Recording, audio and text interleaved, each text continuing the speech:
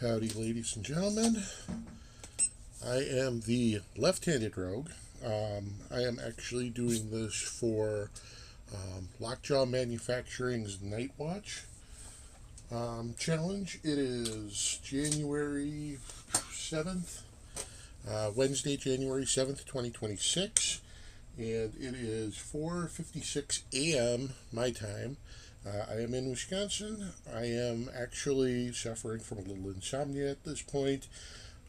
Earlier in the evening, I had completed the Berserker Challenge, which in which you open 20 locks within 5 minutes. I will tell you for certain that is an adrenaline rush. The first few times that I got really close to hitting my time mark, my hands were shaking from all of the adrenaline.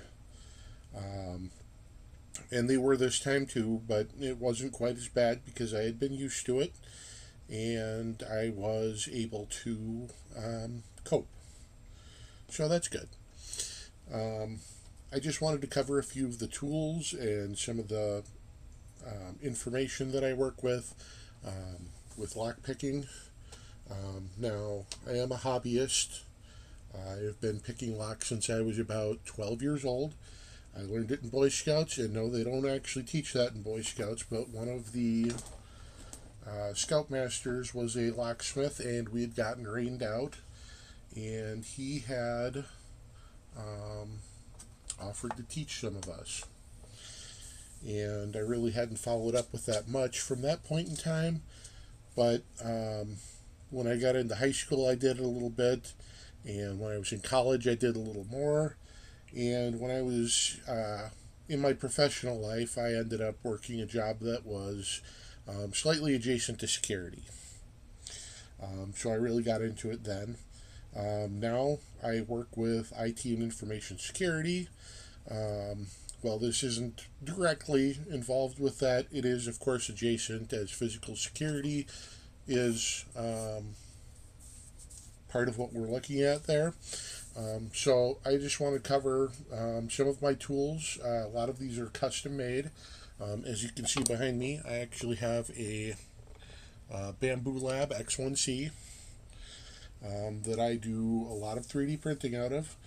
I make a lot of tools, and it actually makes a lot of my lock picking a lot easier.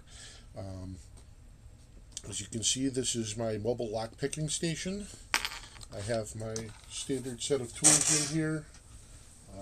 I also have my kind of vanity tools here, and I'll cover all of those and a few other things. Um, One of the big things and the big challenge with the Berserk for me was I got big hands and I'm getting arthritis. So I actually have one of those electric massagers that like pumps up air pressure around your hands, kind of like they do when you have to go in for surgery and they put those cuffs on your legs to prevent deep vein thrombosis. Very similar, um, but um, I used to have to take long periods of time away from lockpicking, um, you know, days sometimes. Um, Whereas with this, I was able to make 3 or 4 attempts a day at getting Berserk. I've been trying for maybe a week, and I would probably say I've probably put about 20 attempts into actually getting it before I did. Um, I had a few attempts that came down to, you know, less than 15 seconds, most of them. Um, but like I said, I finally got it. Um, the locks themselves are easy. It's just being consistent, and sometimes feels like a waste of time, but pulling your tension tool out and getting it back into the right position is going to be a lot quicker than trying to get it with the tension tool kind of sliding out. At least my experience with that. So I do teach people how to do lock picking, and I've initiated a number of security people into the hobby.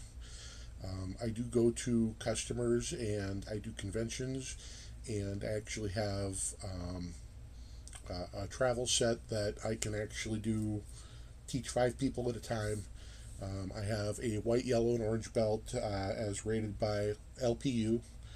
All my white belts are cheap Chinese locks that come from Harbor Freight. My yellow belts are usually, let's see, I got one in here, Master Lock 140s, somewhere in the 140 series, and my orange belts are the Master Lock. I believe it's a 165. It's an aluminum lock that has a dead core inside of it with a repinnable or with a replaceable repinnable core. I never really take those apart, but I ended up getting those at Menards, and I ended up buying, 10 or 15 of them at a time. Um, and the Harbor Freight ones are nice because they're cheap. I think it's about $6 for 3 locks, and I've probably bought 15, 20 packs of them over the couple of years that I've been teaching, and I give them away to people to work with and learn. And for $2 a lock, it's absolutely worth it. And those locks are generally 1 to 2, sometimes 3 pins to open. I think I had 1 or 2 of them in there on the Berserk Challenge. It took 3 or 4 pins, but generally those are easier locks to get into. And then I actually have a series of locks that I practice on. I call this my battle box. I forget what the actual name is. I think it's a couch box for lock picking. It was made by somebody on the lock picking community named the ZYX, I believe. Yes. And he'll have to forgive me if I got his handle wrong. He originally made the box, and the centerpiece here that holds the covert instruments lock picking station. He obviously had places for bolts in here. I'm not using those because underneath I actually have my vise, and I actually use a small rig vise and clamp. But the rest of the box I 3D printed, as well as these spacers.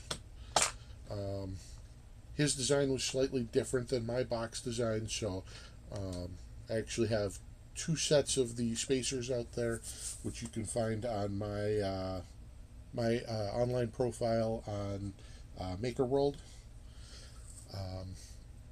But the other locks that I highly recommend, just going from yellow belt, I like the Brinks 50mm brass, the Brinks aluminums. These are dead cores. With the brass ones, you can absolutely feel all the pins in there with extreme clarity. It's very good for learning how to pick locks. Dead cores are great for learning how to move up into orange, green, and blue belt locks, because without the spring in there, you can kind of learn to do some manual tensioning, which you'll eventually have to do while fighting a spring. Let's see, I have the Abus 5540s, which I absolutely love for orange belts. I have some Master Lock orange belts, which are relatively boring, and I don't generally include them.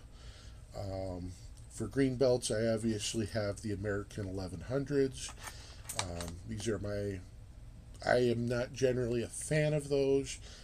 I tend to prefer the Ace 48mm brass locks with steel shackle. They do sell them in brass shackles. They're $2 more, and for brass it's better, I guess, for outdoor use. But personally, I prefer it cheaper, and whatever metal it's made out of doesn't much matter to me. I have a few other locks in here I use to demonstrate bypass. I obviously have a Brinks warded lock, and where is it? A cheap Chinese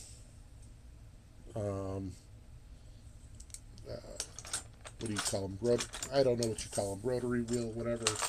Where you can just use a tool to go in there and pull the lever and open the shackle without even knowing the appropriate numbers. So this is my battle box. When I personally practice, this is what I use. It's a fantastic setup. If you have a 3D printer, they're great. They make every hobby better. Um, I recommend them to pretty much everyone. If you don't have a 3D printer, have a friend. Um, I have a couple of other 3D printed projects that I kind of want to go over, and a couple of these I'll be using in the Pack Leader Challenge. So I have a snap pick here. I don't recall the company that makes these. I found it from a person selling them on YouTube. Um, but essentially, this is a bike spoke, and I used a Dremel tool to grind it down to 0.03 millimeters in thickness on the ends. And then I 3D printed um, these grips on it. So they're pretty stiff. They stay in place, and the one holds the copper pin or the copper spinner up, so that it's not constantly going down and I have to thumb it up. And then the other one lets me actually grab it on the bottom. As you can tell, I have larger than average hands.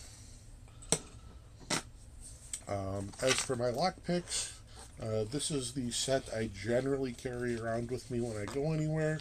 Not necessarily my preferred, but there are a lot of homemade tools in here as well. And I'm just going to go through everything. So I have a full set of bare bones lock picks in 15,000 and 23,000 thickness. I have 3D printed handles. This will take either size and have no play in it. And obviously this little carrier I have is 3D printed because I don't like things jingling around in my bag. Certainly not picks and definitely not tensioners. So that's why I've started to make the caddies. But like I said, this will fit 23 thousandths or 15 thousandths. No slop, no play. Although when I tip it up, they do tend to slide a bit. And that if I had made it just a hair smaller, like 2 thousandths or yeah, 2 thousandths of a millimeter, I would have had one lock pick that wouldn't have been able to fit in the case. I did the same for my Mokies. Mokies are like my 90% go-to. When I started seriously lock picking, that was the set that I went with. I tried covert instruments, too small for my hands. Even with the 3D printed handles that come from guys like 44 Delta, which I have some of his product in here. You'll be familiar with his lock picking handles that go onto the Moki lock picks. They're magnetic, so they're nice. Prior to this, I actually had the acrylics and a few steel handles on. Unfortunately, given my arthritis and nerve issues in my hands, I have had to stay away from using the steel ones. They're way too heavy. And if I used plexiglass, literally just the Moki set of picks would have taken up all of this and a little more, because I have a full set of the Explorers, and in addition to that, I ordered the gem or gym hooks. I do like to use the short gem hook, as well as usually short flats are my preferred profiles. Other tools I have in here, one of my favorite sets of turning tools are the bare bones. And he is the guy who runs it is a really nice guy. I don't know his first name off the top of my head. He's a friend on Discord. I've ordered from him even through our current situation where we have increased tariffs with them. I told him just throw on the extra 66%. I don't care. And he was gracious enough to send me a prototype of their left-handed turning tools. I don't have as much practice with those as I like, but they are fantastic, well made, just like everything else they do. And I love the profiles because they've got the divot out on the top, which is great for, where are we at? Which are great for top of keyway. Come on. You can see the little notches in there. And of course, for bottom of keyway, they are, there we go. They're tapered. So that's really nice. Let's see, other tools that I'm currently working with in this pack. I have a caddy for my Moke Workshop tools. This is 3D printed, and as you can tell, they're all securely held in there. This is actually a magnetic caddy that I made. On the back, I actually have the magnets. Originally, I had the magnets on the other side, glued or taped down, but occasionally when you pulled up on one of the 5 prototypes that I've given to friends or family, when you actually pull up the turning tools, when they were on the other side, they'd rip the magnets out. So with this particular setup, all the pressure is going into the plastic, so you're not going to do any damage to the magnets. This is a print I eventually want to make available to people. My hesitancy is, so when I first got into 3D printing, I did a bunch of designs. I actually made a really good 3D print for a camera mount inside of an enclosure to keep in heat and allow me to mount the camera. The problem is that maybe a month or two afterwards, I was seeing people sell what would literally cost maybe $1 or $2 in plastic and 40 minutes of printing. I saw them selling them for 30-40 bucks. So that makes me very hesitant to want to share my designs. I'd prefer to go through a manufacturer. So if there are any manufacturers out there who legitimately want to offer these tools at a reasonable price, call me. I will sell them. I will give them to you without commission. I just want credit for the work that I've done. So the other ones that I have here, you might recognize this. Same type of design. This is the Reaper turning tools. They are in there magnetically. They're easy to access because if you look, it's not entirely covered on the tops, sides, or bottoms, so you can actually pull these tools out. But with the magnetic and the way that it's shaped, they will sit in there and they will be secured. So that's my general setup. Beyond the Moke Workshop, my favorite set of tools, and they're buried in a pile over here somewhere. My favorite set of tools are bare bones. I've taken some sandpaper and I kind of sand the tops and bottoms, and then in 1,000 grit, 3,000 grit, and 5,000 grit, and then I buffer. Take a buffer on a Dremel and use some liquid buffering compound, and I put a nice shine to them. They're very smooth. They go in and out just as well as my Mokes or anything else, and I do love the handles on them. They're kind of like the Peterson handles, except they're a bit thicker. Very good for people with big hands. So if you have big hands and you're struggling with lock picking because of pain or anything else, I recommend one of those two brands, either Moki or Bare Bones with the resin handles. Generally, when I teach people and I train them how to use locks, my training set is Covert Instruments. I have a bunch of turning tools, and I have their flat hooks, their short flat hooks, and bottom of the keyway turners, and that's what I use to teach people with. They're very good, and I would say probably 80% of the people that I teach, work with, or know, Covert Instruments is their go-to set. Like I said, I got big hands, so Covert Instruments is kind of out for me. Even with the adjusted handles from 44 Delta. If I wanted to make them more usable to me, I could make the handles bigger, but I just like what I got. So, and I'll continue to use that. One of the other sets of picks that I really like, and this is just a shout out to my good friend. On Reddit, he goes by Mr. Pay-Per-View, and everyone else calls him Kodak on the lock-picking groups. I got a full set of his lock picks. He made me 2 custom ones in circuit board pattern, and I hope you can see that. Because they are absolutely gorgeous.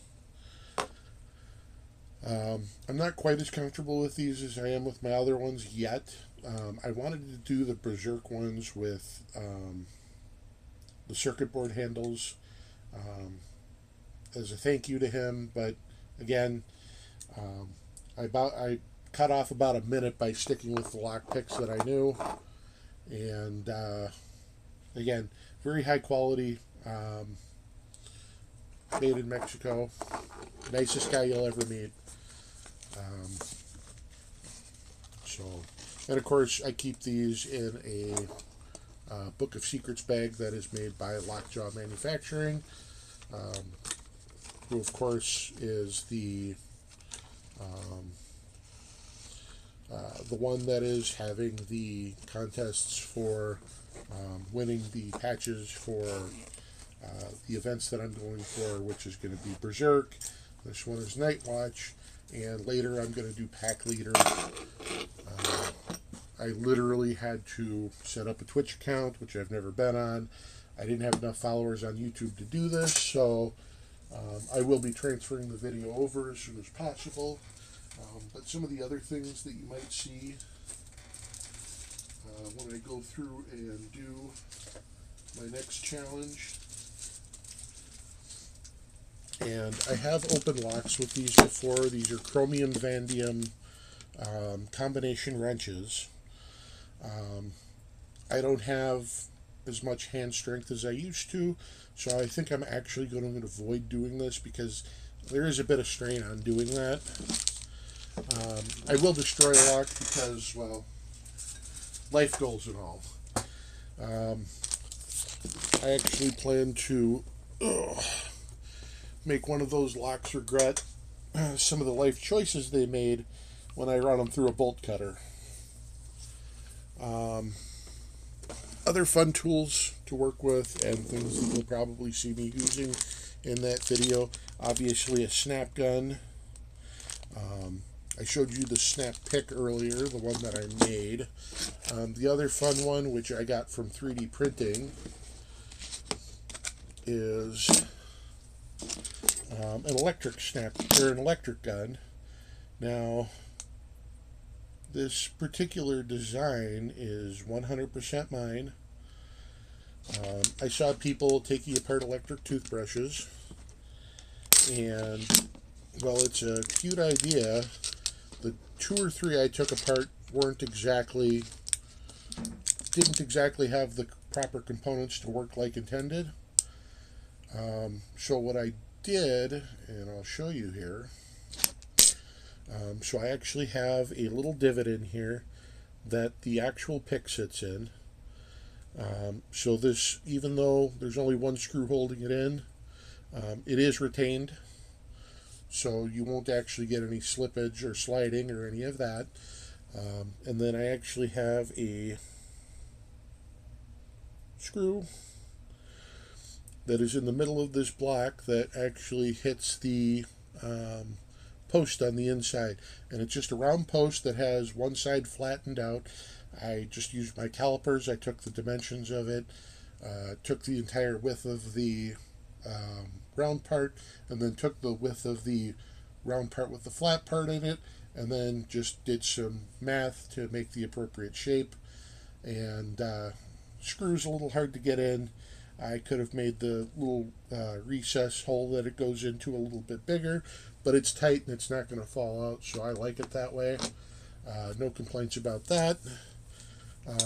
Obviously, the good old-fashioned snap gun. This is a Chinese snap gun I've had for 15, 20 years.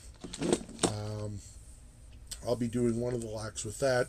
And obviously, one of the nice things about the whole toothbrush kit, because if you look, I didn't actually destroy any part of the actual device, so I can still use the toothbrush heads, and I can use it to clean things and do anything else I need. Probably not going to brush my teeth with this, but certainly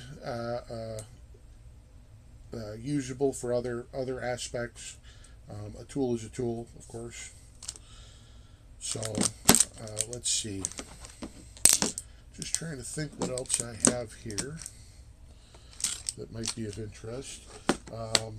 Obviously, I'm going to use my covert companion on a few of the opens. I don't particularly care for the lockpick. A little too small for my hands. Lockpicking lawyers got an advantage on me there. And I'm not using a worded lock, so I won't be using any of these. I might actually decide to try for a jiggle, but probably not my preferred means of open. But if we go here, you can see that there are combs on there.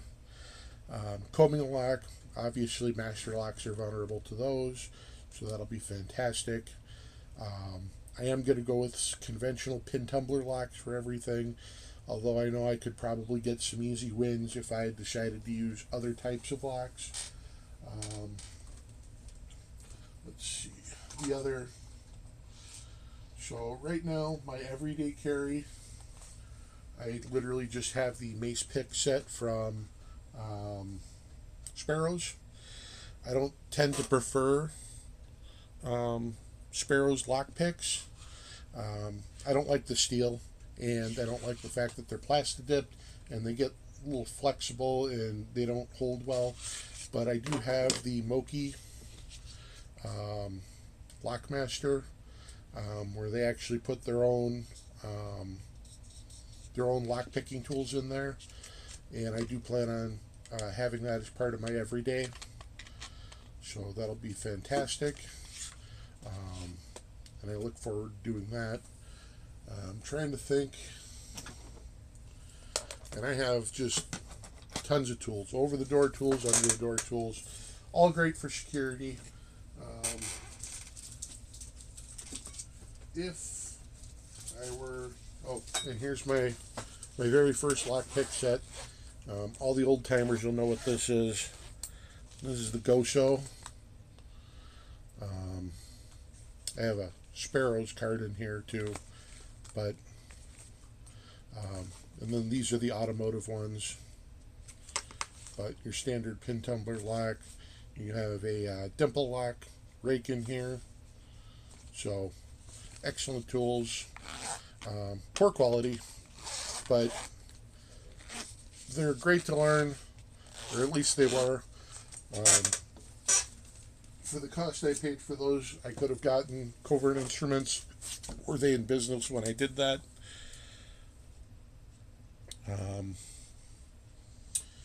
But they weren't at the time, so most of the stuff I had before that was a hacksaw blade and windshield wiper inserts, which now I need to go out and get more windshield wiper inserts for other projects I'm working on. As you can obviously tell, I am a maker. I like to design and build things. Certainly great for this hobby. But generally speaking, I have a ton of bypass tools. If I know what door I'm walking into, I'm going to use a bypass tool. If I have no clue what the door is, I'm going to take lockpicks. Lockpicks may take longer and are reliant on skill, but if you know what the door is, pretty much every door has a bypass, either over the door tool, under the door tool, J-hooks, double door tools, any number of things. So it's all about knowing what you're going into and what skill sets you have. Physical penetration testing well, not part of my daily job, is certainly an aspect of the way that I work. I don't think physical penetration testing is as common as it should be nowadays. Um, I know with the customers I work with, they don't have anyone who does it, and nobody really bats an eye at that. Um, but there are people out there who do it, and they do it very, very well. I know there's a gentleman in Milwaukee who has literally built a catalog of clients and a um, stack of businesses, or a stack of engagements that go out for the next 6 to 8 months, just based on doing physical security penetration testing. So these are all useful skills depending on what field you're in. I don't generally recommend teaching everyday people how to open locks. I don't think it's a needed skill. Um, I tend to also follow the rules that Lock Pickers United put out, is that you should never use a door, or should never work on a lock that is in use, and you should never pick on a lock that is not yours or you don't have permission to. Um, and those are great ways to stay safe and legal. Um, Obviously, if somebody's asking you how to get into a specific lock, you should have reason to question that. Um, but if there are any questions on any of the things that I do or any things I've talked about, please feel free to reach out to me. I put out a guide to all the people I try and get into lockpicking every year. Again, I do it at conferences, so I have a guide I put out every year. It's pretty much the same guide, it's just updated and revised every year. And if you're ever interested in getting into the hobby as a sport, lock sport, or any of the competitive stuff, obviously I've gotten into lockjaws challenges. I thought they were cool enough and worthy enough of my time, as limited as it is. And apparently it gives me something to do on nights that I have severe insomnia. But thanks, and look forward to hearing from you.